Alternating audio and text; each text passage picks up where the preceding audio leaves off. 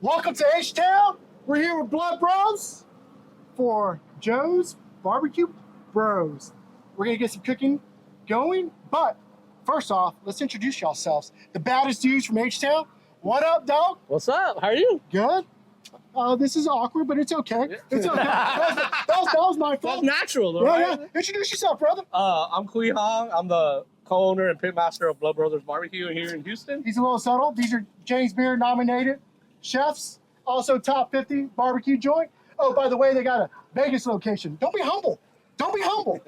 Then this is an OG of H-Town right here. What's up? How y'all doing? Arash Karat with Blood Brothers Barbecue and Lulu's. I'm going to pass it off to Robbie. Arash is our culinary director over at Blood Brothers and Lulu's, so he forgot to mention that. He's been with us almost since day one. I'm Robin Wong. I'm one of the owners at Blood Brothers. Also help run the kitchen at the restaurant. So if you've eaten any of our sides, it's probably one of my recipes. Did you come up with the fried rice? Yes. And that one took a while. That one took a while before we could nail it in, but it's taken off. Bro, that's like OG. Like everybody loves that. And that was like unique to y'all. Yeah. That a lot of people try to do, but there's no OG but y'all. The great thing about it is that people do give us credit. They're like, man, I went to Blood Brothers and now I want to try it in my restaurant, and they always give us a shout out. It's real cool. It's cool that something that we did is kind of becoming a part of the barbecue culture. Yeah. Oh yeah, for sure. And that's the thing. Y'all have been like trailblazing something so different. Y'all like said, this is what we grew up with, but we're gonna put a little Texas barbecue in there, and it is Texas barbecue, right? Yeah. And it's H-Town, and people all over the world know who y'all are. Y'all have a place in Vegas. Yeah. Like, how cool is that? It's pretty cool, man. It's pretty cool. Man, that's so amazing. So, what are we gonna make today? All right. Well, we got a couple little things we're going to do. We're going to do a grilled steak. They're both grilled steaks, but one of them is going to be a Denver cut steak using chuck flap. We're going to church that thing up with our beef rub. We're going to do a beer barbecue glaze with that. And the other beautiful cut, we have sirloin flap. And where is this beef from? 44 Farms, of course, Black Angus beef. Only best beef you can get in the world, out of Cameron, Texas. Remember that? Yep. We've had a great relationship with those guys for a long, long time, and just blessed to be able to keep using their meat. But with this guy, we're going to do the Bulgogi marinated steak. We're going to grill both of them off. This guy is going to get the Bulgogi marinade, and we're going to do a nice Korean salad with it. Well, let's go ahead and get that marinade going so we can get cooking. What's actually in the marinade? I know it's one of your specials that I know you don't want to give all the info, but these people here, they're paying for it, so I guess we gotta give them something, right? Yes, soy sauce, green onions, minced garlic, sugar, lots of sugar. Lots of sugar. Yeah. So it's a white sugar, brown I use sugar. White sugar. Turbinado. Ooh, always. Okay. Sugar in the raw. Sugar in the raw. That's sugar what's in up. the raw, always. Yeah. So green let's say we're gonna do this is about 2 cups of marinade. What start off with the soy sauce, throw the sugar, throw the green onions, the garlic. There's actually some gochujang in there also. Okay. Yeah. And can I get most of this stuff like HEB, Central Market? Actually, now, you could probably get it at HEB. If you can't find it, then any Asian market should have it. Yeah, but HEB's international aisle, they have everything these days. So about how long should this marinate? I mean, at least a couple hours, ideally overnight. But yeah, a couple hours should couple hours is good. Yeah. So if you're in a rush, 2 or 3 hours is good. But if you really, really want to make sure it's good, do it overnight. It's going to be all right. That's what you want to do. And then we're going to grill those. And is it just like once we go over there, we'll get into it. And it's just a quick little grill. Yeah, quick grill. That sugar is going to allow it to get that nice char caramelization on there. So. And the really cool thing about this, like we're using for a salad today, right? Yeah. But you can do it for a sandwich. You can probably make tacos out of it. Sandwich, tacos, with me, bowl of white rice, call it a day. Yeah, that's what's up. And then we're about to go into the chuck flap. Yeah. What are we going to do on that?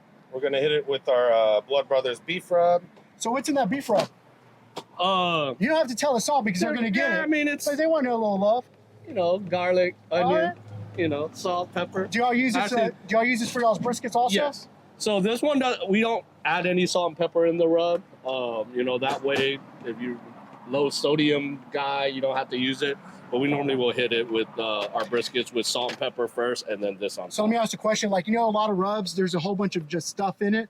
can you just hammer the hell out of this and it's still going to be good? You don't have to worry about being too salty or too sugary or anything like that. Actually, I don't even know there's sugar in there. There's no sugar in our beef rub. Yeah. Nice. But yeah, it's good. It smells really amazing. And so typically when we're cooking both these steaks on the sirloin flap and then we have the chuck flap here, are we going to go about a medium rare on it or are you looking medium? Like, what do y'all like? I mean, the great thing about the sirloin flap, it's so versatile. You can go medium rare. It'll be super juicy. You can take it well done. It's still going to be juicy. That's it what's depends, you know. It's all on how you like to cook. And I know you're probably hearing a whole bunch of background noise.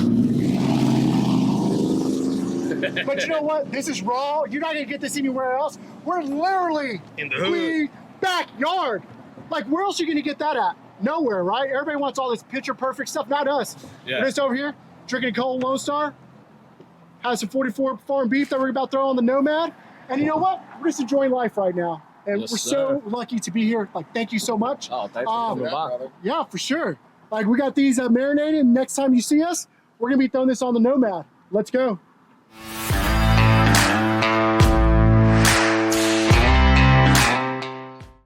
So we got the Nomad. We have the charcoal going.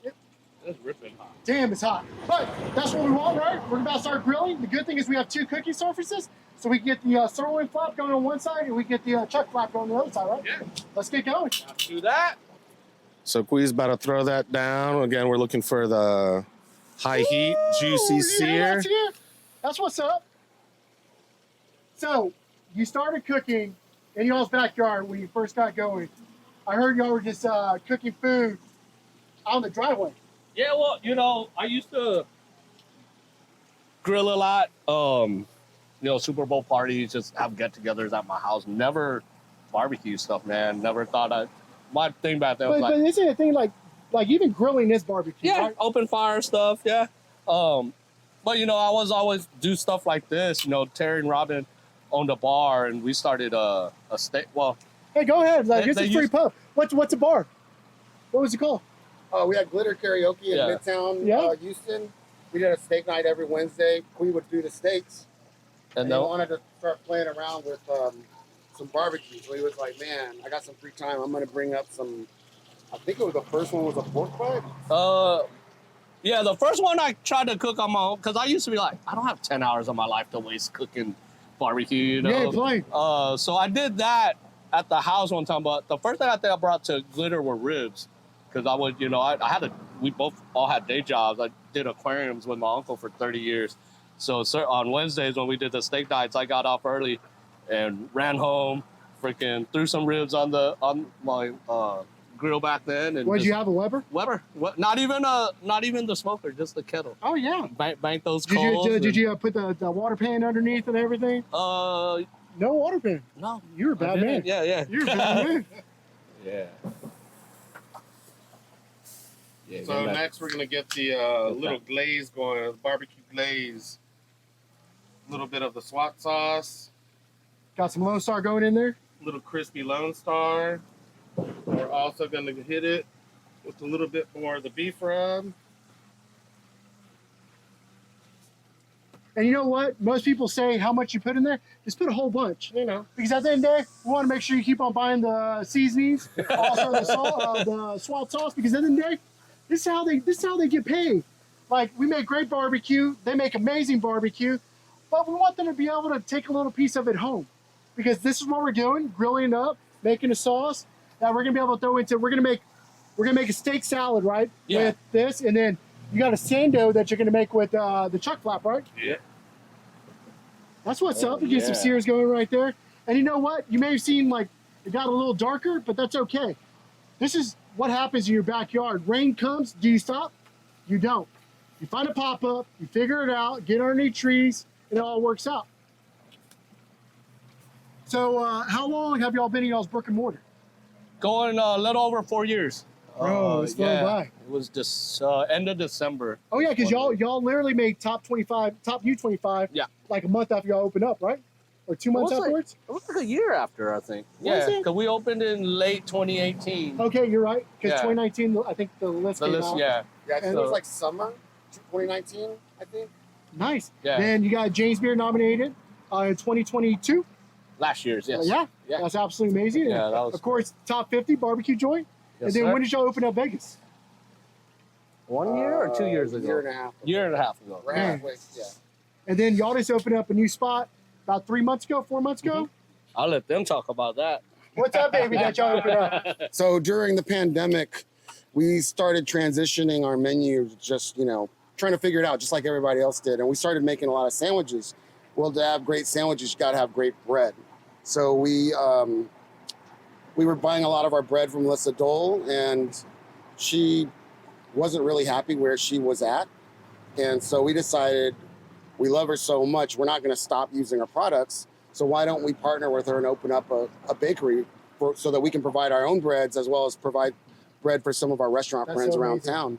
And the landlord was like, why just open a bakery? Why not and just solely wholesale? It's like, you need to have a storefront. So we were able to build the bakery on the second floor and have a storefront downstairs. That is so dope. And Arash just built the menu for us over there. So we've got 8 to 10 juicy sandwiches on some crazy great bread, focaccia, ciabatta, milk bread, Hawaiian bread, all baked fresh every day. We've got 44 Farms cheeseburgers. That's like our #1 seller. What? Yeah, it's Smash? amazing. No. Oh, no. So That's what's up. Because, everybody's doing Smash right now. Yeah. We Okay, want to. let's go. Yeah. Let's go. So again, like, I love people that do that with 44. It's still a juicy burger, but again, you want the integrity of all the juiciness. You still get a crispy char from our flat top. We have What kind 2 of cheese are you using? American. There you go. That is You a know. true cheeseburger. Yeah, and we have a patty melt that's a little bit more different, but again, that's a little bit more sophisticated. It's got Havarti, it's got wine, boozy onions, and all that. What kind of wine? Just red wine. Red wine? Can I Yeah. tell you something? When y'all teamed up, what, has it been 6 months, 8 months? About 8 months, yeah. I cried. Like, it was the most amazing thing ever. Like, and I forget y'all been friends for so long. Yeah, so, Ross helped us out a lot, at our pop-ups and stuff like that. And honestly, we wanted this guy from the get-go. But when we were building out the brick and mortar, it was just delays after delays. And we Oh, I couldn't feel you. keep him on the sidelines like he needed a job. But A great opportunity. yeah, for him great opportunity too. came up. And we actually told the guys, like, this is our buddies, they were looking for a chef. And they're, hey, can we use y'all's restaurant to interview people? And we're like, dude, we got the guy for you. Like, stop interviewing all these other guys. We got the guy. Right? I put him off for a month Yeah. because I didn't believe it. Yeah. And Robbie would come, Ross, come, man. I was like, take this damn interview. Yeah. Because Like- stop bugging me. He's like, come right now. I was like, man, I had a couple too many beers. He's like, dude, shut up and come right now. And I was like, can we do it tomorrow? Yeah, They hired him on the spot. Yeah. I Oh, was of like, they were course. like, it was everything that you guys said it was going to be. They hired him on the spot. and I know I keep on sounding like a broken record, but like, y'all literally took your childhood and also like growing up with all your friends kicking in the backyard like we're doing right now and took it out to the masses. Yeah. That was our motto, from our pop-up days. Robbie is a DJ. So we're always like, hey, what's a good backyard barbecue, right? Good food, good music, good friends, and good booze. Oh, yeah. Only the Yeah. best. Yeah. Lone Star. So, when we started doing these pop-ups too, Robbie and them have been in the industry so long, like it would be at a brewery or one of our friends' bar, and they cook the food, they provide the booze, we bring the music and the food, and then all the good friends just gather, and it's great. And that's what's like really cool, and that's one thing that we're really trying to bring. Like, we want people to understand, like, you get to take a piece of Blood Bros home. Like, hey, yeah, y'all have amazing food, but this is what y'all do at the house. Yes. Oh, yeah. Yeah. Like, this is y'all, right? Yeah, And for sure. they get to do the same thing. Like, how Yeah. cool is that? That's awesome. It's gonna be awesome. Like, it's absolutely amazing. And I got to figure out, I need something small like this, like to post up on the Nomad. Yeah. Like, I know you probably got like that A Smart or some kind of like kitchen Yeah. supply. Like, that's like the perfect little basting. Like 6-inch, huh? Yeah. 6-inch Yeah. Southside pan, yeah. We make our mac and cheese for the kiddos in these bands. Do y'all really? yeah.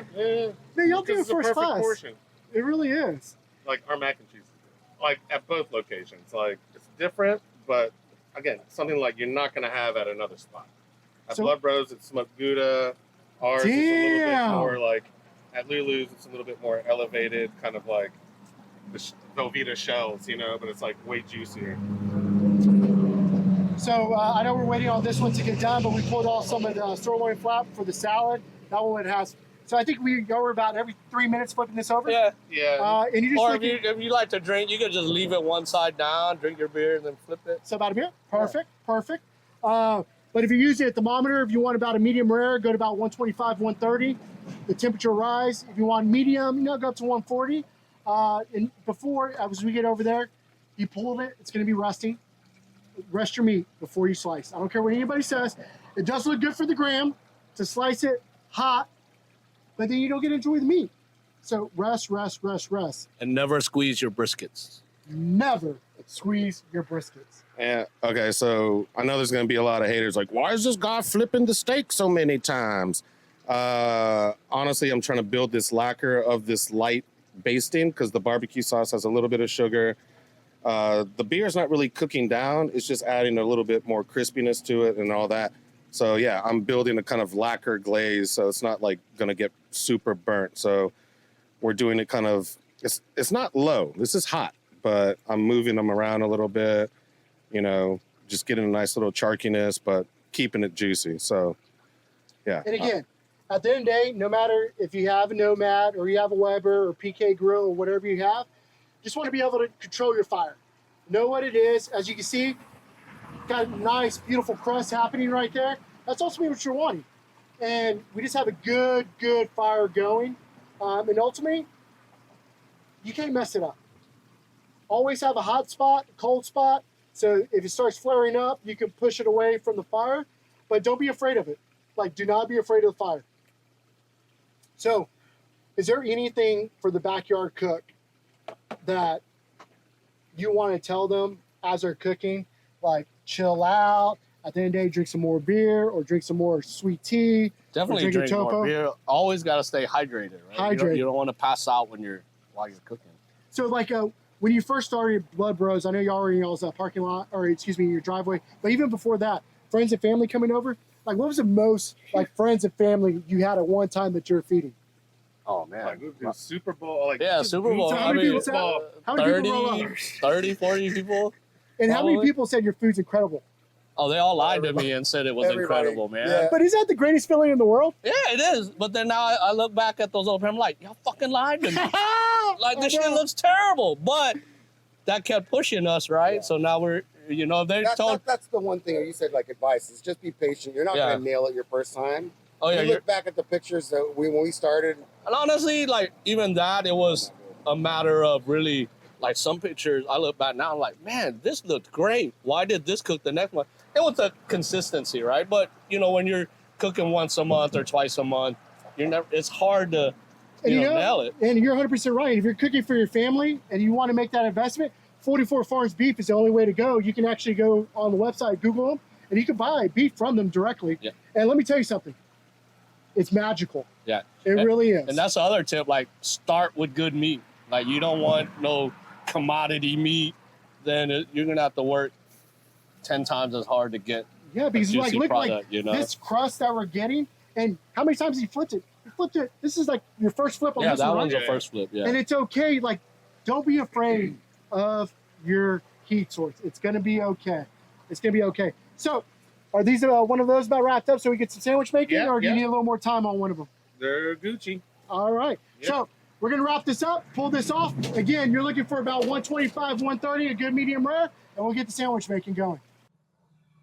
So we're back. You call this movie magic, we call this backyard magic. Now we're going to assemble this amazing 44 Farm Beef that we have. So what are the two items that we're doing today? So we did the chuck flap and then sirloin flap. So this guy we did in the Bulgogi treatment. We marinated for a few hours, grilled it on high heat on the Nomad. This guy we seasoned with our Blood Brothers Beef Rub and made a juicy lacquered sauce, like a little mop sauce with the SWAT sauce, Lonestar, and more of the beef seasoning. Let that go low and slow, kind of just build that little charky crust right there. That's what's up. You know, we mentioned it earlier, always let your meats rest before you slice into them to optimize the juiciness. This guy, we're going to make a nice little Sando out of it. It's going to have pickled red onions, tomatoes, spicy B&B pickles, little wok, and our Dukes of Hazzard sauce. Robbie's going to tell you a little bit about that. So when we started making a bunch of these sandwiches at Blood Brothers, Quee really loved this sandwich spread that we grew up on. And he was like, can we make something similar?